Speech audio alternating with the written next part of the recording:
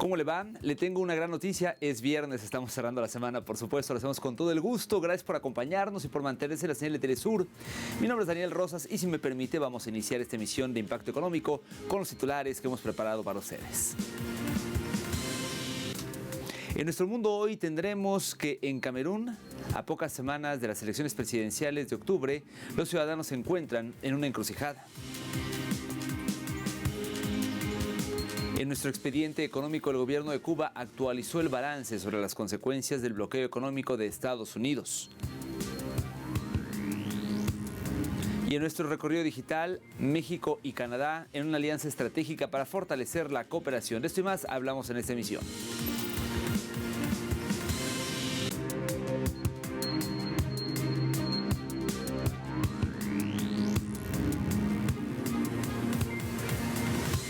Vamos a iniciar con el detalle de la información. Mire, a pocas semanas de las elecciones presidenciales de Camerún, los jóvenes que representan más del 60% de la población están divididos entre la esperanza de un cambio real y la frustración por sus luchas económicas diarias. Más detalles en el siguiente material.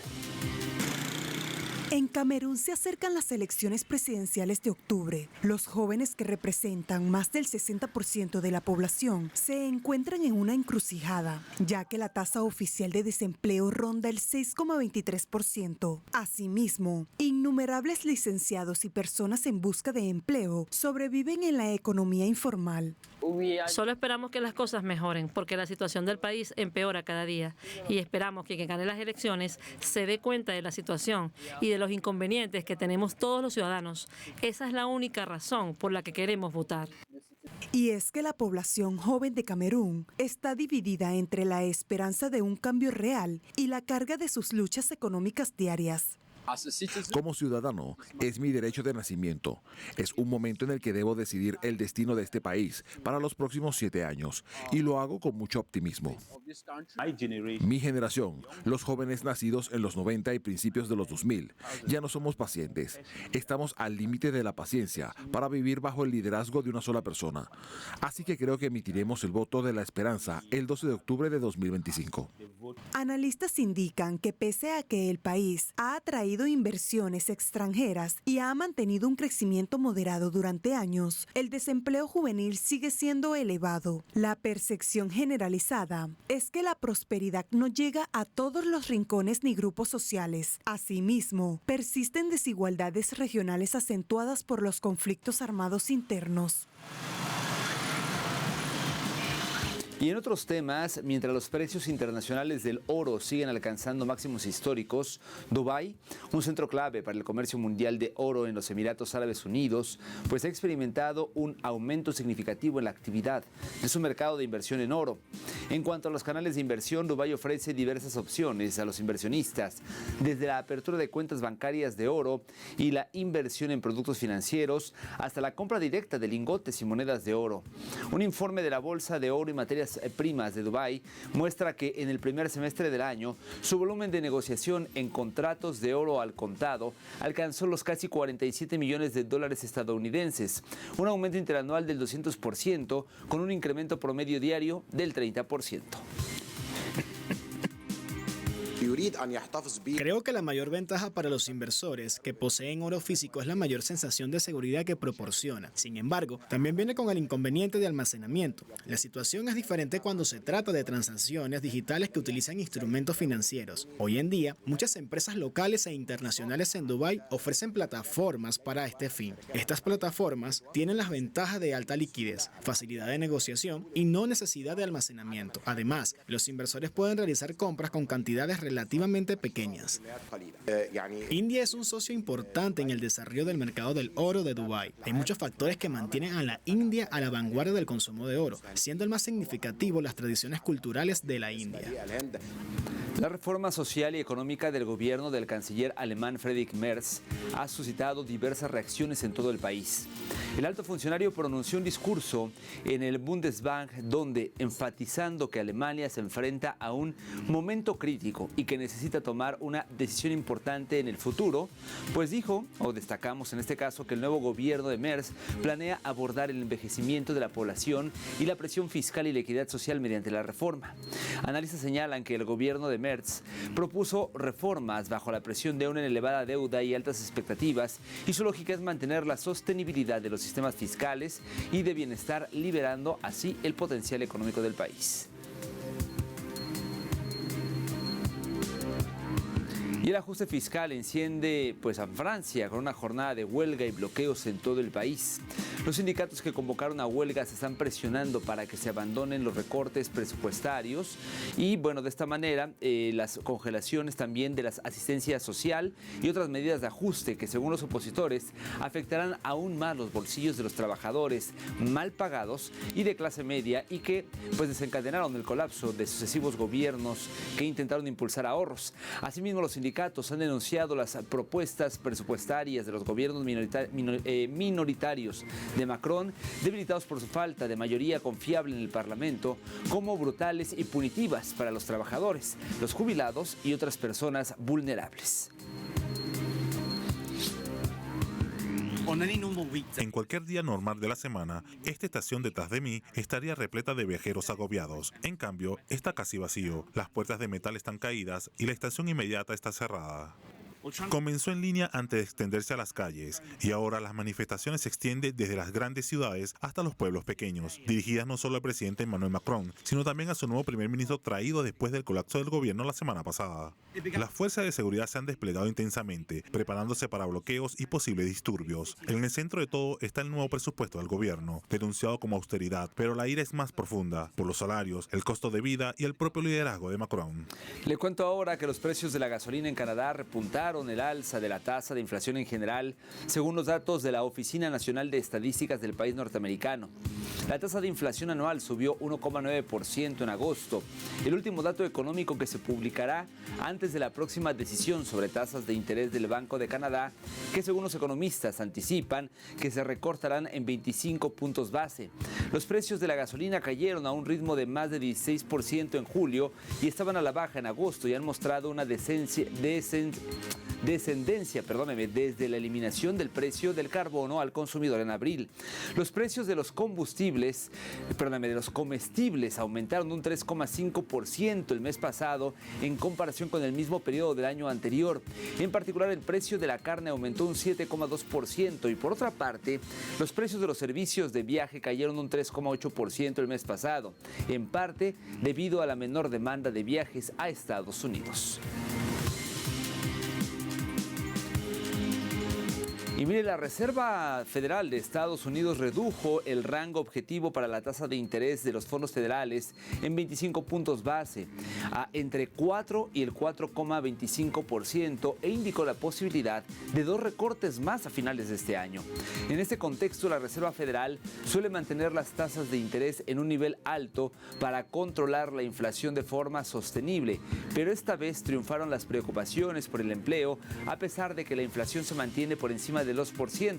En efecto, la Fed dijo en un comunicado que los riesgos para el empleo han aumentado, incluso si la inflación ha subido y se mantiene de algún modo elevada.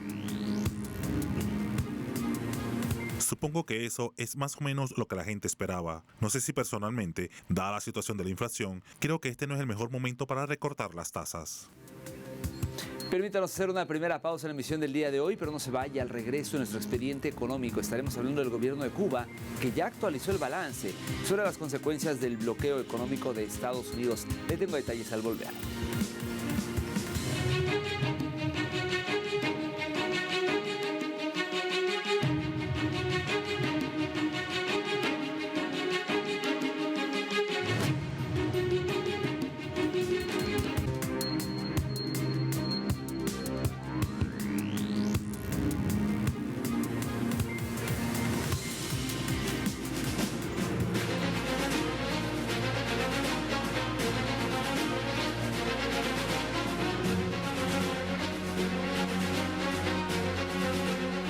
Las consecuencias de esta política se evidencian dramáticamente en las carencias que enfrenta nuestra población.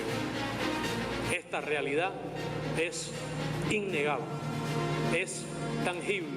Convoco a la movilización internacional de los gobiernos, parlamentos, sociedades civiles, fuerzas políticas, movimientos movimientos populares para detener una agresión militar de Estados Unidos contra nuestros pueblos.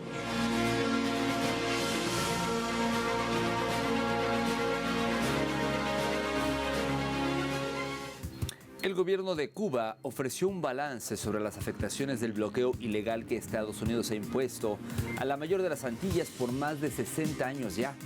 El ministro de Relaciones Exteriores de Cuba, Bruno Rodríguez Parrilla, presentó este miércoles la actualización del informe que la isla remite cada año en virtud de la resolución 79/7 de la Asamblea General de la ONU, titulada Necesidad de poner fin al bloqueo económico, comercial y financiero impuesto por los Estados Unidos de América contra Cuba, correspondiente al periodo marzo de 2024-febrero de 2025. Durante la jornada, el canciller denunció las acciones injerencistas que realiza el ejército estadounidense en el mar del Caribe con la intención de presionar y amenazar la paz, estabilidad y seguridad regional. Del mismo modo, condenó las sanciones de Washington en contra de la isla caribeña que han afectado severamente su desarrollo integral. Rodríguez además advirtió que las maniobras de la Casa Blanca impiden que el gobierno nacional pueda mejorar las ayudas sociales para millones de familias cubanas. El bloqueo, de detenerse, permitirían financiar durante todo un año la entrega de la canasta familiar normada, es decir, alimentos de primera necesidad que son insuficientes, pero que alcanzan a todas las cubanas y cubanos con precios altísimamente subsidiados. Un mes, 2 meses de bloqueo equivalen a 1.600 millones de dólares. Solo 16 días de bloqueo permitirían disponer del financiamiento para cubrir las necesidades del cuadro básico de medicamentos de todo el país. Ahora veamos realmente cómo ha sido este bloqueo y cuál es el impacto que ha tenido tanto social como económicamente. Aquí detalles. El bloqueo económico, comercial y financiero impuesto por Estados Unidos contra Cuba se ha recrudecido durante el último año, causando pérdidas por 7.556 millones de dólares, según el informe presentado por el canciller Bruno Rodríguez Parrilla. Esta cifra representa un aumento del 49% respecto al periodo anterior, evidenciando la intensificación de esta política genocida que acumula daños por más de 170.677 millones de dólares en 6 décadas de aplicación. El bloqueo ha causado daños y perjuicios estimados en 7.556 millones de dólares. 7.556. Esto significa que el daño del bloqueo en comparación con el periodo precedente ha crecido en un 49%, a resultas de las medidas adicionales de endurecimiento del bloqueo aplicadas en los últimos 12 meses. El impacto del bloqueo, comparado con el del año precedente, se ha aumentado en 2.499 millones de dólares más. En el informe se detalla cómo el bloqueo afecta críticamente la vida cotidiana de los cubanos. 2 meses de restricciones equivalen al combustible necesario para cubrir la demanda nacional de electricidad, mientras que solo 14 horas de bloqueo representan el costo de la insulina para todos los pacientes diabéticos del país. El canciller destacó que 5 días de esta política coercitiva bastarían para financiar la reparación de centrales termoeléctricas clave como la Antonio Guiteras. Estos datos, presentados ante la Asamblea General de la ONU en cumplimiento de la Resolución 79/7, demuestran cómo el bloqueo constituye el principal obstáculo para el desarrollo de Cuba, afectando sectores esenciales como la salud, la energía y la alimentación. Habría crecido 9,2% y habría sido uno de los crecimientos más altos en el hemisferio. El bloqueo constituye el principal obstáculo a la recuperación de la economía cubana, a su crecimiento y al desarrollo económico. Ha obstaculizado la capacidad de nuestro sistema de salud de obtener equipamiento, piezas de repuesto, insumos, y tiene una expresión directa en el deterioro de varios indicadores de salud. Tiene un impacto en indicadores de mortalidad. La administración estadounidense mantiene esta política pese al rechazo mayoritario de la comunidad internacional, que en 2024 votó abrumadoramente por 22ª vez consecutiva contra el cerco económico a la isla. El bloqueo estadounidense en contra de Cuba intensifica su asedio sobre sectores vitales, limitando severamente el acceso a equipamiento médico, tecnologías de comunicación y combustibles, con devastadoras consecuencias humanitarias. El canciller Bruno Rodríguez denunció que 40 bancos extranjeros rechazaron operaciones con la isla y bloquearon 140 transferencias amparados en la coercitiva Ley Helms-Burton y la injusta inclusión de Cuba en la lista de países patrocinadores del terrorismo. Esta persecución financiera sistemática se complementa con la política migratoria que promueve la fuga de talento, causando pérdidas de 2.570 millones de dólares en capital humano. La administración estadounidense configura un clima de asfixia económica para generar inestabilidad interna, mientras despliega fuerzas militares en el Caribe que amenazan la paz regional y violan la proclama de América Latina como zona de paz. En vísperas de la votación en la Asamblea General de la ONU, Cuba convoca a la movilización internacional para exigir el fin de esta guerra económica que constituye el principal obstáculo para su desarrollo, pero que nunca doblegará la resistencia de su pueblo, es lo que se dijo.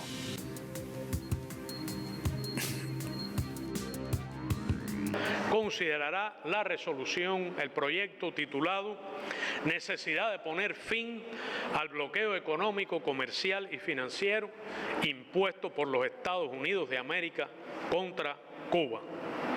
Tendrá un apoyo prácticamente unánime de la comunidad internacional. Lo nuevo en esta ocasión es el contexto internacional marcado por el creciente unilateralismo, supremacismo, violencia y el reforzamiento de la política agresiva de Estados Unidos contra Cuba y contra prácticamente todos los países del planeta. Hacemos una segunda pausa, pero al regreso, como es acostumbrado, tendremos nuestro recorrido digital. Hablaremos de México y Canadá, que están reforzando una alianza estratégica para fortalecer su cooperación. Ya volvemos.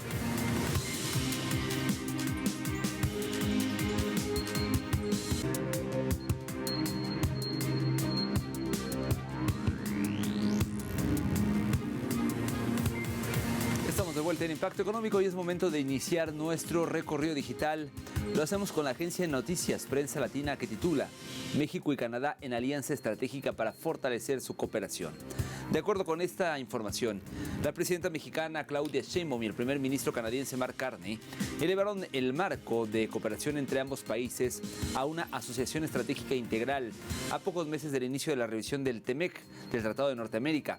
Al anuncio, resultado de una reunión entre ambos gobernantes, se sumó también el Plan de Acción México-Canadá para los próximos 3 años, una especie de hoja de ruta basada en 4 pilares: prosperidad, movilidad, bienestar e inclusión, seguridad, medio ambiente y sostenibilidad.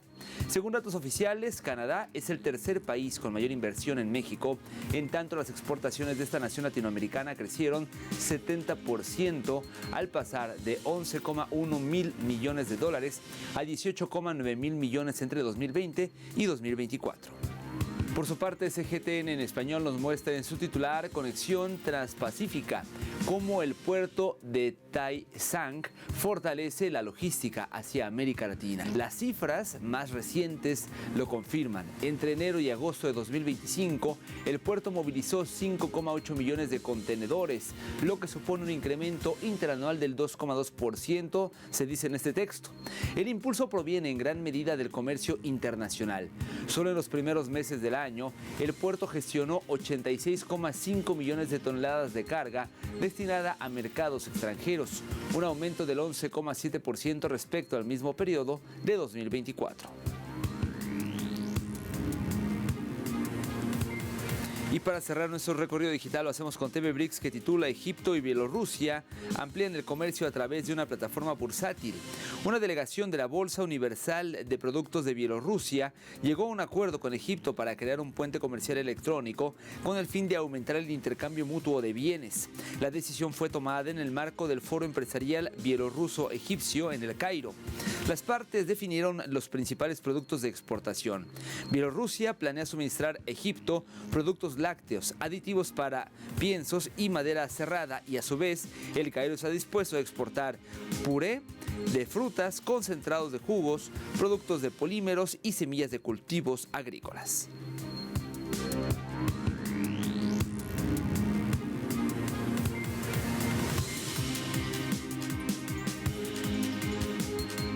Momento de revisar cómo se encuentran los precios del petróleo. El intermedio de Texas marcó un precio de $63.64, una baja de 41 centavos de dólar. El barril del Brent de referencia en Europa se ubicó en $67.51, una caída de 47 centavos del billete verde, mientras que el crudo promediado por la OPEP marcó un precio de $71.13, una alza de 24 centavos de dólar.